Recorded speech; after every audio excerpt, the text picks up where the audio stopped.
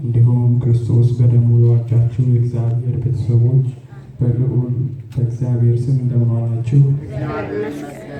አሜን። ዛሬም ዘወትር የኢየሱስ ክርስቶስ ስም ለዘላለም የተቀደሰ ይሁን።